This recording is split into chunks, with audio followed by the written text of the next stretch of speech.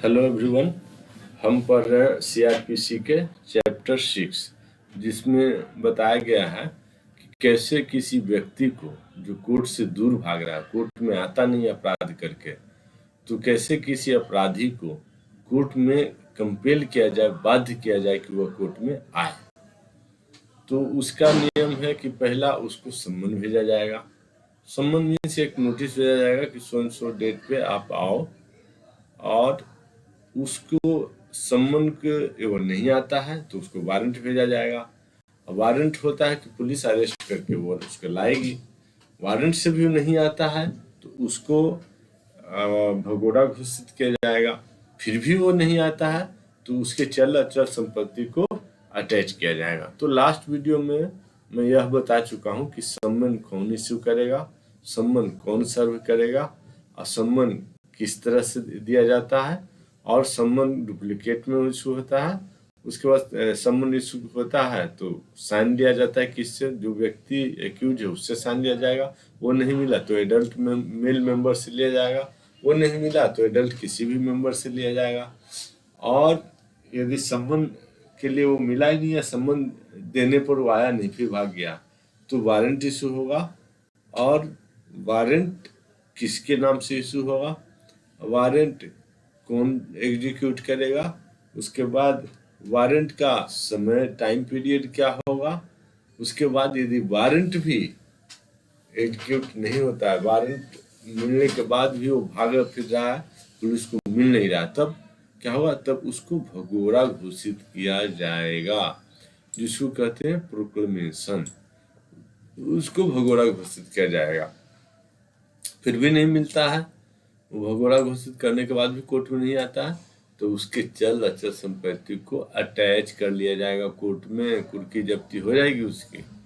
तो अभी देखते हैं हम section 82 proclamation of person absconding. जो भाग मीन्स भगोड़ा किसी को कब घोषित करेंगे, जो पर्सन कोर्ट से भाग रहा है, कोर्ट में कभी आ नहीं रहा है और अपराध वो कर दिया है, अब कोर्ट में नहीं आ रहा है, तो उसको भगोड़ा घोषित किया जाएगा।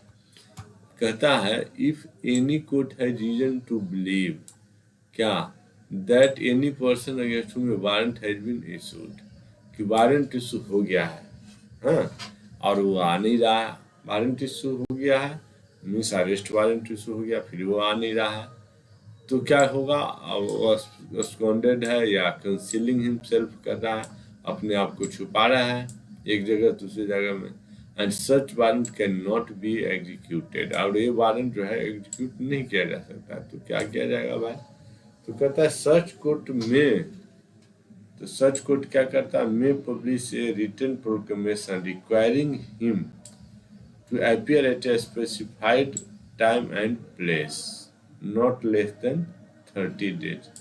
30 दिन से अधिक का समय देगा, है ना, 32 दिन, 31 दिन, है ना, 33 दिन, 34 दिन, 35 दिन, मतलब 30 से अधिक दिन का समय रिटर्न में लिखेगा। और उसको क्या है कि उसको घर के बाहर, उसके गांव में रहता है तो गांव के बाहर, शहर में रहता है तो शहर के बाहर, उसके बाद कोर्ट के बाहर, उसके बाद न्यूज़पेपर में पब्लिश कर देगा। उसके बाद proclamation shall be published as follows. तो प्रोक्लेमेशन कैसे पब्लिश होगा, तो एज फॉलोज होगा, तो क्या, तो उसके जहाँ घर में रहता है तो उसके दृष्टिगोचर प्लेस पे, है ना, उसके टाउन में या विलेज में चिपका दो। तो पहले विलेज में ही चिपकाओगे, नहीं, पहले उसका घर में चिपकाना है। प्रैक्टिकल कुछ और होता है दोस्तों, थोड़ा बहुत अंतर हो जाता है, और रिटर्न कुछ और रहता है। तो रिटर्न तो है कि पहले गांव में चिपकाओ, नहीं, पहले उसका घर में चिपकाओ। ये क्या लिखा है, affixed some conspicuous part of the house, पहले उसके घर में चिपकाओ, फिर उसके गांव में चिपकाओ। यदि शहर के रहने वाले तो उसके शहर लोकेलिटी में जो पंचायत ऑफिस है, पंचायत ऑफिस तो गाँव में होता है, म्यूनसिपलिटी ऑफिस है, ब्लॉक ऑफिस है, वहाँ चिपकाओ।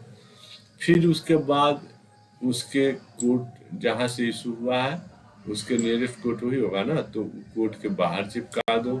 फिर उसके बाद न्यूज़पेपर में proclamation of to be published in a daily newspaper. एक daily newspaper circulating in place in which such person ordinarily resides. तो एक daily newspaper में चिपका दो।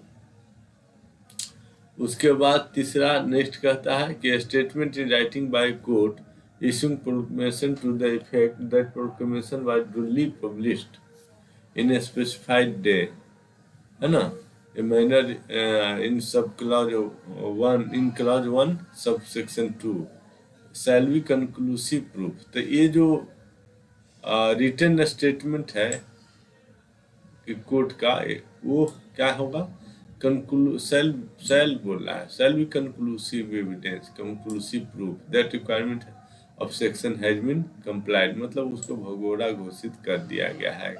Requirement of section has been complied with, that the proclamation was published on such day, और उसको घोषित भगोड़ा घोषित कर दिया गया इस दिन से।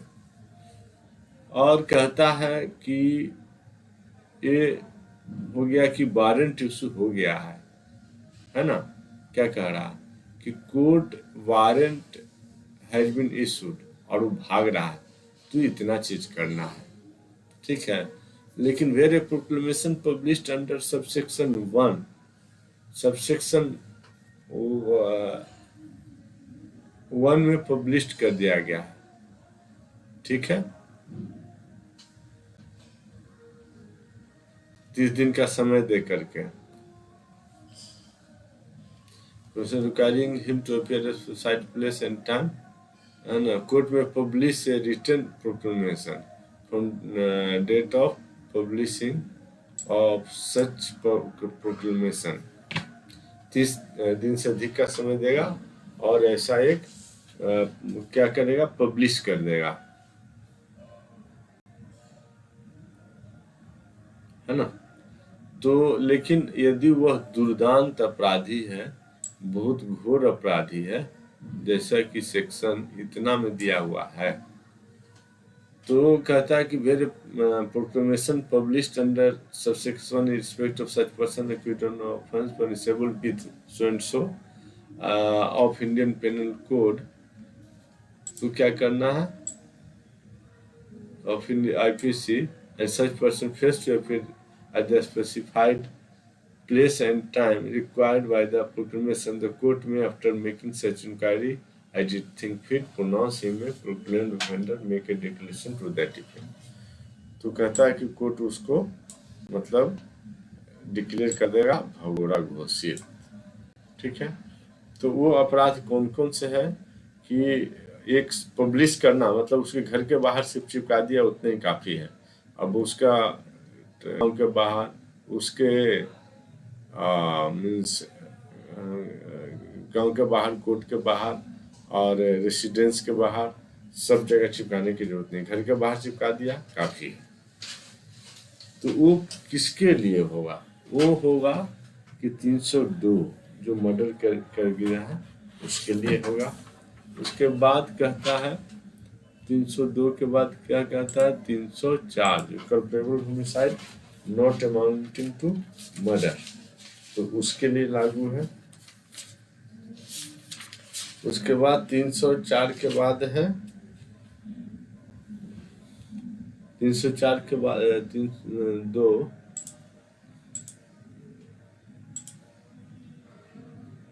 302, उसके बाद 304 कल्पेबल होमिसाइड, फिर 364 है जो है 364 है किडनैपिंग और abduction in order to murder, 364 kidnapping और एब्डक्शन है। उसके बाद 367 जो है वो किसके लिए है, वो है किडनैपिंग और abduction in order to subject person to grievous hurt और स्लेवरी, है ना। उसके बाद 382 है, 382 क्या है, 382 कहता है कि theft after preparation made for causing death, hurt और distant in order to committing of theft, इसका पनिशमेंट है 10 साल rigorous imprisonment.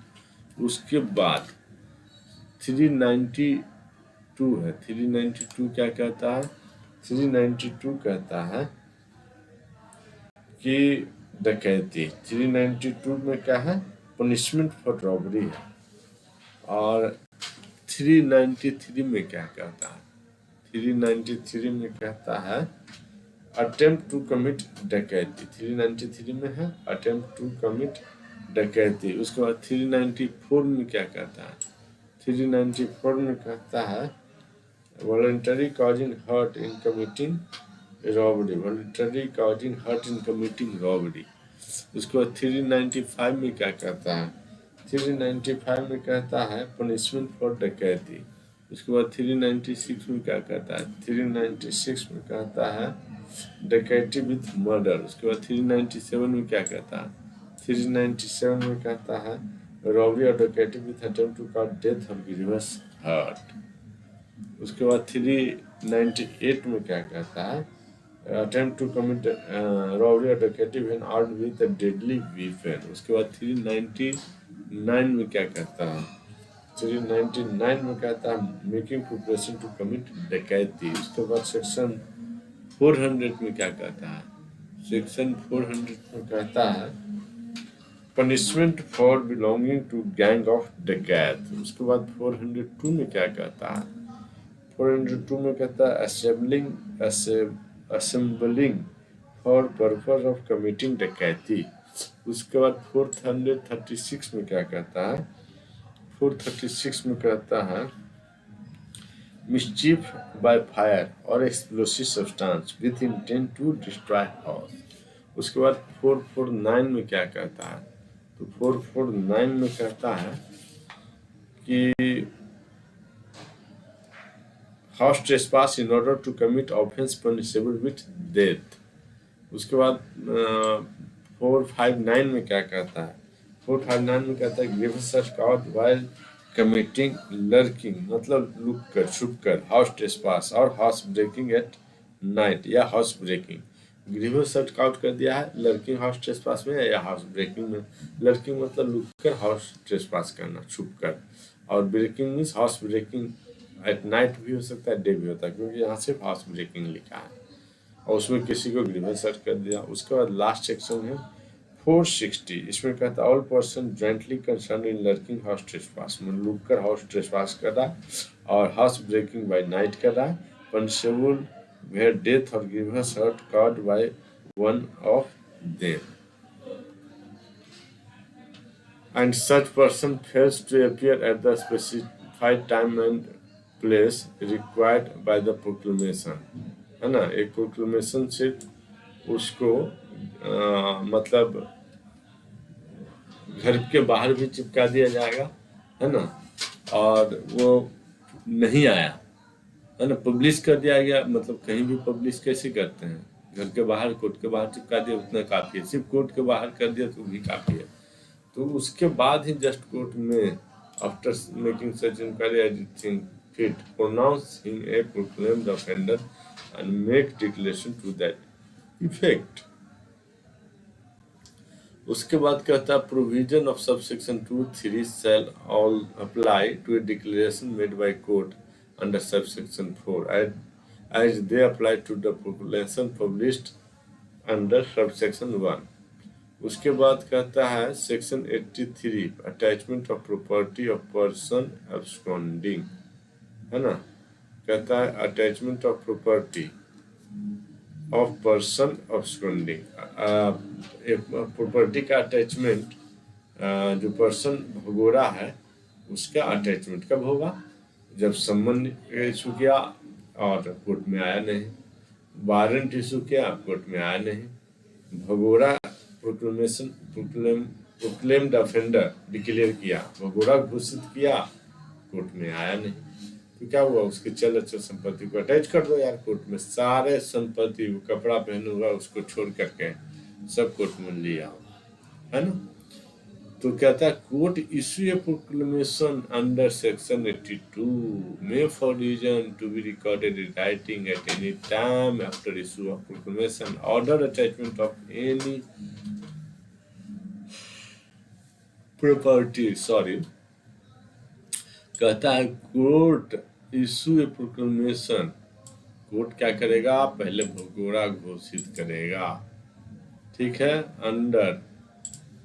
under section 82 for reason to be recorded in writing at any time after court issuing a proclamation, at any time after issuing proclamation, क्या proclamation, घोड़ा घोषित करने के बाद वो क्या करेगा, कभी भी ऑर्डर कर सकता है। क्या ऑर्डर कर देगा, द अटैचमेंट ऑफ प्रॉपर्टी, क्या मूवेबल और इमूवेबल प्रॉपर्टी को या दोनों को, बोथ को, belonging to the proclaimed person, जो प्रोक्लेम्ड पर्सन है, भगोड़ा व्यक्ति है, उसके मूवेबल और इमूवेबल दोनों प्रॉपर्टी को या दोनों में से मूवेबल को या मूवेबल को, है ना, या दोनों प्रॉपर्टी को, सिर्फ मूवेबल प्रॉपर्टी को या सिर्फ इमूवेबल प्रॉपर्टी को या सिर्फ दोनों प्रॉपर्टी को क्या कर देगा, अटैच कर देगा।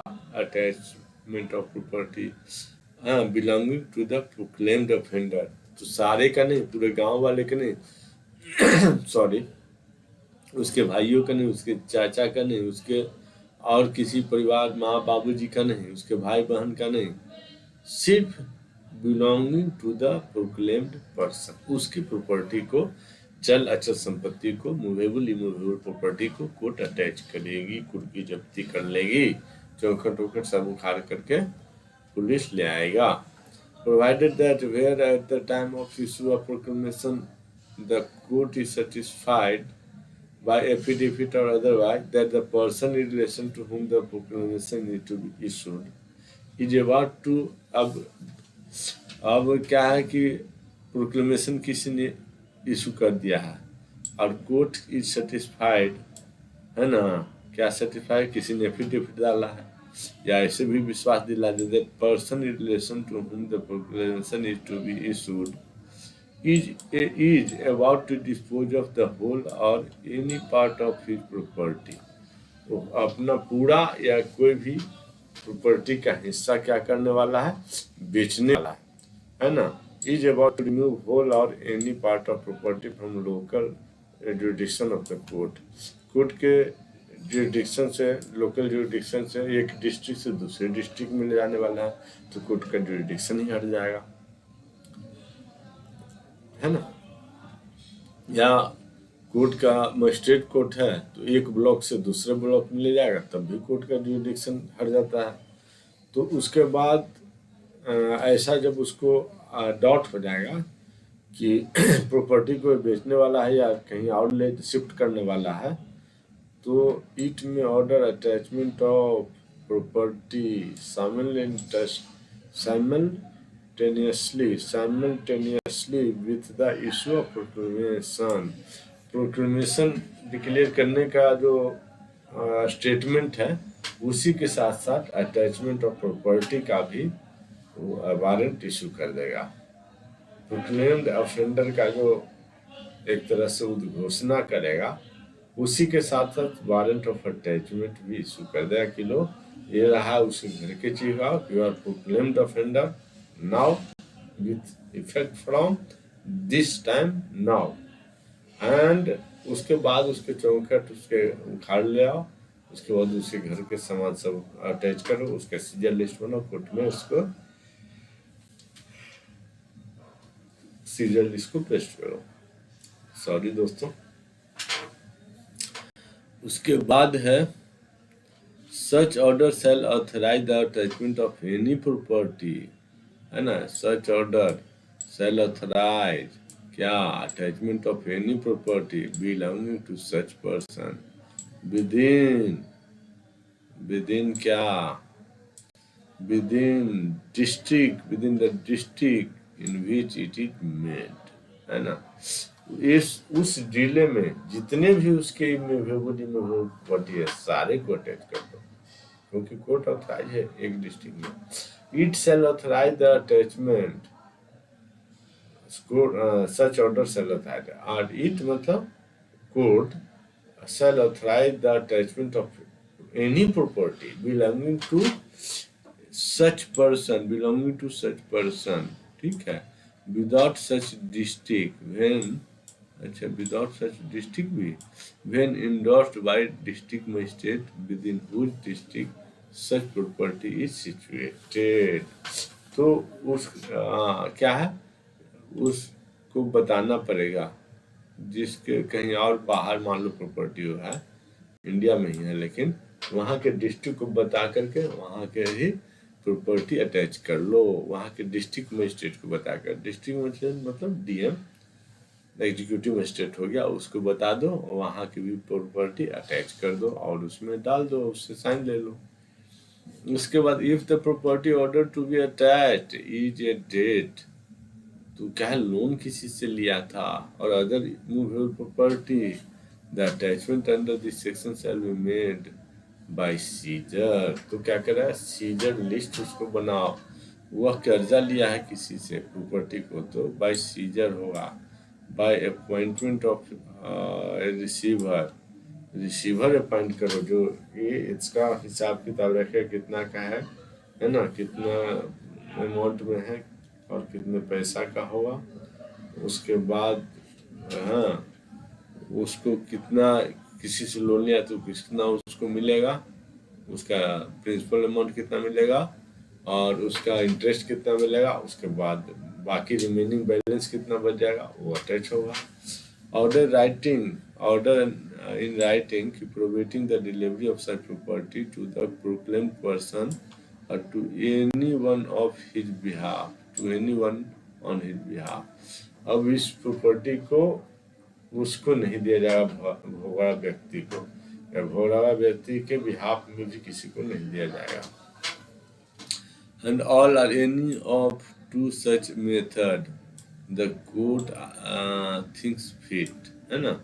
क्या कर रहा है, सीजर लिस्ट बना कर दो, अपॉइंटमेंट ऑफ रिसीवर कर दो, एसिफ, ये दोनों कर दो। तीसरा आप चाहिए कि और तो providing the delivery of any such property to the proclaimed person, है ना, ऑर्डर इन राइटिंग कि उसको अभी वापस नहीं देगा कोई भी व्यक्ति, प्रोक्लेम्ड ऑफेंडर को कोई भी डिलीवरी ऑफ सच प्रॉपर्टी, ये प्रॉपर्टी जो अटैच हुआ है वो वापस नहीं देगा। All or any of such demand, all or any two of such demand, या सब तीनों करेगा या दो कोई डिमांड को माने फुलफिल करेगा। ठीक है, such method, all or any of two such method मतलब तीनों मेथड को अपनाएगा या दो मेथड को अपनाएगा। एक क्या, सीजर लिस्ट बना दो, काम खत्म, अब सारे चल संपत्ति अटैच करो। दूसरा कहता है रिसीवर अपॉइंट करो, हिसाब किताब रखेगा कि इसका कितना लोन है, क्या है क्या नहीं, वो रखेगा। यदि लोन का प्रॉपर्टी है और अदर मूवेबल प्रॉपर्टी है, उसका अटैचमेंट किया जा रहा है, लोन या मूवेबल प्रॉपर्टी का अटैचमेंट किया जा रहा है, तो सीजर लिस्ट बनना ही जरूरी है, या अपॉइंटमेंट ऑफ रिसीवर बहुत जरूरी है, या उसको कि इस बंदे को, जो भगोड़ा बंदा है, उसके प्रॉपर्टी को उसको कभी नहीं लौटाया जाएगा, है ना, उसको नहीं लौटाया जाएगा। ये तीनों चीजें उसमें इंडोर्स कर देगा, लिख देगा। उसके बाद सब सेक्शन 4 चलते हैं, कहता है property order to be attached is immovable property. अब मूवेबल है तो क्या करना है कि सीजर लिस्ट बनाओ, रिसीवर अपॉइंट करो और ये मना कर दो कि वो उसको नहीं देना, तो क्लेम्ड ऑफेंडर है उसको नहीं देना। जमीन है तो क्या करोगे, तो कहता है attachment under this section shall in this case land paying revenue to the state government, land paying revenue to the state government. If the property order to be attached is immovable, attachment under this section shall, in the case of land paying revenue to the state government, be made through, attachment क्या हो, जमीन का made through collector और district collector के द्वारा होगा attachment. फिर police नहीं अटैच करेगी जमीन को, in which the land is situated, and in all other cases taking possession ले लेगा लैंड का, अपॉइंटमेंट ऑफ रिसीवर, है ना, तो मेड थ्रू द कलेक्टर, तो कलेक्टर के अटैच करेगा, कलेक्टर के पास ऑर्डर जाएगा और उसके ऑर्डर से फिर अटैचमेंट होगा, यानी अटैचमेंट हो गया क्या, made through the collector. Collector जमीन का अटैचमेंट है तो कलेक्टर के थ्रू ही होगा। उसके बाद टेक उसकी जमीन को पोजीशन ले दिया जाएगा, अपॉइंटमेंट ऑफ रिसीवर होगा, by an order in writing providing the payment of rent और डिलीवरी ऑफ प्रॉपर्टी, उसके providing the payment of rent or delivery of property to the proclaimed person.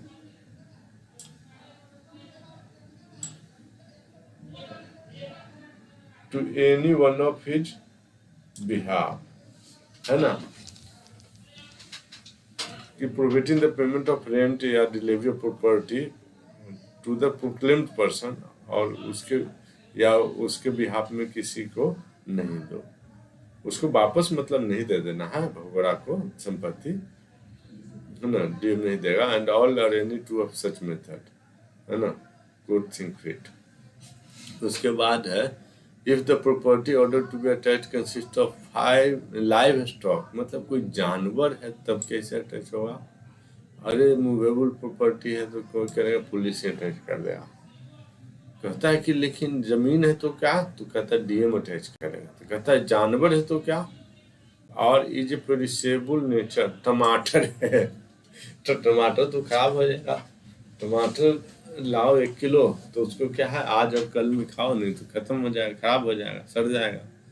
तब क्या कहता है, तो कहता है कोर्ट में if think fit it expedient order immediate sale thereof. तो क्या कहता है जानवर है, तब जानवर को तो मान लो हाथी है तो हाथी को खिलाएगा कौन, ऊँट को खिलाएगा कौन, गाय को खिलाएगा कौन। मान लो गाय दूध नहीं दे रही तो खिलाएगा कौन, भैंस दूध नहीं दे रही तो भैंस को खिलाएगा कौन, दूध दे रहा तो कोई खिला भी सकता है। तो रखेगा कौन, जमीन किसके पास है, शहर है तो भैंस को रखने के लिए जगह चाहिए। तो कहा कहता है ऑर्डर इमीडिएट सेल, तो जानवर कोई है या सड़ने वाला कोई वस्तु है जैसे सब्जी है या जानवर है तो जानवर को बेच दो, सब्जी को भी बेच दो। And in such case, the proceeds of sale shall abide by the order of the court. और ऐसे केस में proceeds shall be abide by the order of the court. Court के डायरेक्शन के अनुसार ही उसका बिक्री होगा। उसके बाद नेक्स्ट कहता है कि power duties and liabilities of A receiver. Receiver का पावर ड्यूटी क्या हुआ, imparted under this section shall be the same as those of receiver appointed under Civil Procedure Code 1908। 1908 civil procedure code में receiver की duty पूरा अच्छी तरह से बताया गया है। रिसीवर क्या करता है, एक रजिस्टर रखेगा, उसमें कितना प्रॉपर्टी आया, कितना किसका लायबिलिटी है, किसका कितना इंटरेस्ट है, किसका कितना मतलब किससे कितना लोन लिया गया, सबको दे दिया जाएगा, कितना अमाउंट बच गया है, और सब वो हिसाब किताब रखेगा। प्रॉपर्टी का चल अचल संपत्ति का पूरा हिसाब किताब रखता है, उसको रिसीवर कहते हैं। तो रिसीवर का जो ड्यूटी दिया गया सीपीसी में 1908 में, उसी के अनुसार है जो कि यहाँ भी लायबिलिटी रिसीवर निभाएगा। उसके बाद है दोस्तों section 84 claim and objection to attachment. कोई बोलता है कि ये मेरा प्रॉपर्टी है, ये मेरा प्रॉपर्टी है, ये मेरा है, तो उसको दे दो भाई। कोई क्लेम करता है, उसका भाई बोलता है हाँ इसको न ले, ये मेरा है, तो दे दो यार, उसका है। तो कौन देगा, रिसीवर देगा। आफ्टर मेकिंग ड्यूली इंक्वायरी, पूरे इंक्वायरी करने के बाद देगा। उसके बाद कहता है release sale and restoration of attached property. कोई प्रॉपर्टी है उसको रिलीज कब करेगा, सेल कब करेगा, और रिस्टोर भी किया जा सकता है क्या, रिलीज कब करेगा कि छोड़ दो, अरे सरेंडर कर दिया, रिस्टोर कर दिया। रिस्टोर कब करेगा, जब प्रॉपर्टी जस के तस हो, बेच दिया तो रिस्टोरेशन थोड़ी होगा, सेल हो गया तो पैसा मिल सकता है, सेल कितना का वो पैसा दे दो, है ना। और प्रक्रिया में, इस प्रक्रिया में जो खर्चा हुआ उसको काट करके तो उसको रिलीज किया जा सकता है, सरेंडर करेगा तो रिस्टोर किया जा सकता है। और मतलब रिसीवर हिसाब किताब बताएगा कितना इसको मिलेगा। तो 85 में बताता है release, sale and restoration of attach property. फिर 88 में बताता है appeal from order, rejecting application for restoration of attach property. Appeal किया है तो रिजेक्ट भी कर सकता है रिस्टोरेशन ऑफ प्रॉपर्टी का, है ना। उसके बाद अब सेक्शन डी में अदर रूल्स रिगार्डिंग प्रोसेस, ये हम देखेंगे नेक्स्ट वीडियो में दोस्तों। और अभी तक के लिए पूरा वीडियो देखने के लिए आपको धन्यवाद, और आशा है कि कुछ आपको नया सीखने को मिला होगा।